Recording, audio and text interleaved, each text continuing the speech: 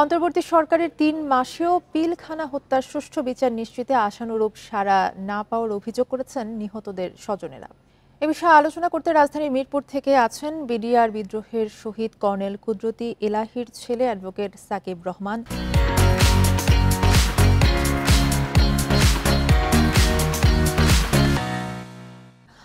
আপনাকে স্বাগত জানাচ্ছি ইন্ডিপেন্ডেন্ট সংবাদে। আপনার কাছে জানতে চাইব, শুরুতেই পিলখানায় নির্মম হত্যাযজ্ঞে সাবেক প্রধানমন্ত্রী শেখ হাসিনা এবং প্রতিবেশী ভারত সরাসরি জড়িত বলে অভিযোগ করছেন আপনারা।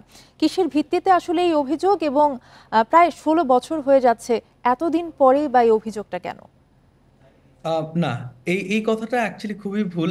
এতদিন পরে এই অভিযোগ না, এই অভিযোগটা সবসময় ছিল একেবারে জনসমক্ষে। হয়তো বা খুব স্বাভাবিকভাবে আমরা তৎকালীন প্রধানমন্ত্রীর কথাটা সেইভাবে করে আমরা বলতে পারতাম না, তবে প্রতিবেশী ভারতের কথা আমরা আসলে সবসময় বলে এসেছি। কিন্তু অসুবিধাটা যেটা ছিল, খুব আনফর্চুনেট যেটা, সেটা হচ্ছে যে তৎকালীন মিডিয়া তখন আসলে আমাদের কথাগুলো তুলে ধরেনি, যার কারণে আমরা সবসময় এই কথাটা বলি যে শহীদ পরিবারের যে সমস্ত ডিমান্ড ছিল ওগুলো কিন্তু সব সময় ছিল। তবে এগুলো যেমন জনসমক্ষে আসেনি, খুব রিসেন্টলি আসছে এই রেজিম চলে যাওয়ার পরে। এবং ওনার যে ইনভলভমেন্ট, সেই ইনভলভমেন্টটা যে আমরা একেবারেই একটা অ্যাজাম্পশন, সেইটার উপরে একেবারেই না। আমরা এটা বিশ্বাস করি যে তদন্তের পরে খুব খুব পরিষ্কার করে বেরিয়ে আসবে যে এমনকি ওই পিলখানা হত্যাযজ্ঞের দিনেও বহিরাগতদের উপস্থিতি ছিল, এবং সেই জায়গাটাতে তৎকালীন প্রধানমন্ত্রীর ইনভলভমেন্ট ছিল। আগামী ২ সপ্তাহের মধ্যে আন্তর্জাতিক অপরাধ ট্রাইব্যুনালে আনুষ্ঠানিক অভিযোগ দায়ের করার কথা বলেছেন, কিন্তু জি। এই অভিযোগটা ট্রাইব্যুনালেই কেন দায়ের করার কথা আপনারা বলছেন? এর মূল কারণটা হচ্ছে যে আম, আপনারা জানেন যে যেই মামলাটি চলমান রয়েছে সেই মামলাটি এই মুহূর্তে অ্যাপেলেট ডিভিশনে আছে, এবং অ্যাপেলেট ডিভিশনে কিন্তু অনেক দিন ধরে আছে, অর্থাৎ ২০১৭ থেকে শুরু করে এখন ২০২৪ সাল, এবং অ্যাপেলেট ডিভিশনে সেগুলো আছে। এবং এগুলো অনেক সময় সাপেক্ষ ব্যাপারে, সেটা আমি আইনজীবী হিসাবে আমি সেটা বুঝি। কিন্তু অসুবিধাটা কিন্তু যারা আসলে যাদের ট্রায়াল অ্যাপেলেট ডিভিশনে ঝুলে আছে সেটা না। অসুবিধাটা হচ্ছে যে এর পেছনে ষড়যন্ত্রকারীরা, যাদের নাম আজকে আমরা প্রেস কনফারেন্সে নিয়েছি, শেখ তাপস, শেখ সেলিম, মির্জা আজম, জাহাঙ্গীর কবির নানক, জেনারেল তারেক সিদ্দিকী, এই ধরনের যে সমস্ত মানুষ, তাদেরকে তো আসলে আমাদেরকে নতুন করে অভিযোগ করতে হবে। এবং আপনারা জানেন যে আন্তর্জাতিক অপরাধ ট্রাইব্যুনাল দ্বারা যদি আমরা অভিযোগ করি তাহলে আসলে অনেক দ্রুত আমরা এক ধরনের নিষ্পত্তি পাবো। এক আর দুই হচ্ছে যে ইতিমধ্যে আন্তর্জাতিক ট্রাইব্যুনাল আইনের কিছু কিছু, এই যে 2024 সালের এই যে 24শে নভেম্বর সংশোধনী হয়, এবং সেই সংশোধনীগুলো আমরা বিশ্বাস করি এমনভাবে হয়েছে যেন কিনা আগামীতে কখনো এই আইনটি প্রশ্নবিদ্ধ না হতে পারে। তো যার কারণে আমি মনে করি যে এটা সবচাইতে ভালো একটা অপশন শহীদ পরিবারের তরফ থেকে।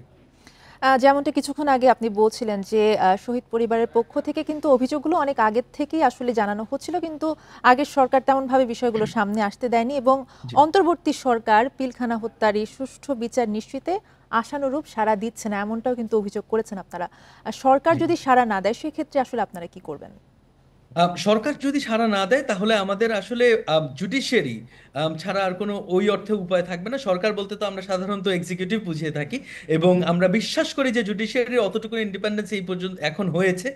এবং দেয়ারফর আমরা আসলে কোর্টকে বেছে নিয়েছি। কোর্টে আমাদের যেতে হবে। কোর্টে কিন্তু যাওয়ার খুব যে প্রয়োজন ছিল তা কিন্তু না। একটা জিনিস চিন্তা করে দেখেন, এই অন্তর্বর্তীকালীন সরকারের যেই যেই মানুষটি এখন হোম মিনিস্ট্রির দায়িত্বে আছে, উনি হচ্ছে কি এমন একজন মানুষ যে কিনা আসলে পিলখানার যে তদন্তটা, সেই তদন্তটা আর্মির তরফ থেকে করেছিল। এরকম একটা মানুষ থাকা সত্ত্বেও দেখা যাচ্ছে যে শহীদ পরিবারের কথা শোনার 5টা মিনিট তাদের নাই আর কি। তো যার কারণে দেখা যাচ্ছে এমনটাই যখন হচ্ছেই, তাহলে আমাদের আন্তর্জাতিক ট্রাইব্যুনালে যেতে হচ্ছে। এবং এমনিতেও হয়তো বা যেতে হতো, তবে আরো দ্রুত আমাদেরকে যেতে হচ্ছে, এছাড়া আসলে আমাদের কোনো উপায় নেই।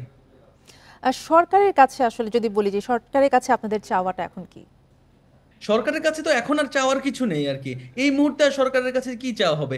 একমাত্র চাওয়া হতে পারে যে তাদের পাবলিক প্রসিকিউটর, অর্থাৎ যে তাদের যে মানে আইসিটি ট্রাইব্যুনালের যে প্রসিকিউটর রয়েছে, অন্ততপক্ষে সেই প্রসিকিউটর যেন আগের প্রসিকিউটর অথবা আগের অ্যাটর্নি জেনারেলস অফিস যেটা ছিল, যাদের সাথে আমাদের কোনো ধরনের সম্পৃক্ততা ছিল না, মামলা কি অবস্থায় আছে সেটা আমরা জানতাম না, অন্ততপক্ষে এখন তাদের আইনজীবী, অর্থাৎ সরকার পক্ষের আইনজীবী যেহেতু আমাদেরকে রিপ্রেজেন্ট করবে, অন্ততপক্ষে উনি কিছুটা হয়তো বা আমাদের সাথে আমাদের সহযোগিতায় আসবেন। ভালো জিনিসটা হচ্ছে যে এবারে যেই আপনার অ্যামেন্ডমেন্ট হয়েছে সেই অ্যামেন্ডমেন্টে কিন্তু লেখা আছে যে না, আমরা চাইলে আমাদের নিজস্ব আইনজীবীও নিয়ে যেতে পারবো। এবং আন্তর্জাতিক অপরাধ ট্রাইব্যুনালে প্র্যাকটিস করার জন্য যতটুকু আমি জানি যে শুধুমাত্র বার কাউন্সিলের লাইসেন্স থাকলেই হয়, সেটা আমার নিজেরও আছে। তো যার কারণে দেখা যাচ্ছে যে এখন আসলে এই সরকারের দিকে তাকিয়ে থাকার কিছু নাই, যে এই সরকারটা এই যে 21শে নভেম্বর পার হলো সশস্ত্র বাহিনী দিবস, এইবারেও আমাদেরকে স্মরণ করে নাই। কেউ তো আর দাওয়াত খেতে যায় না দিবসে, কিন্তু একটা রেসপেক্টের ব্যাপার থাকে, যেটা কিনা এই এই 57 পরিবারকে দেয়া হয়নি এবারে। আপনাকে অসংখ্য ধন্যবাদ আমাদের সাথে যুক্ত হওয়ার জন্য।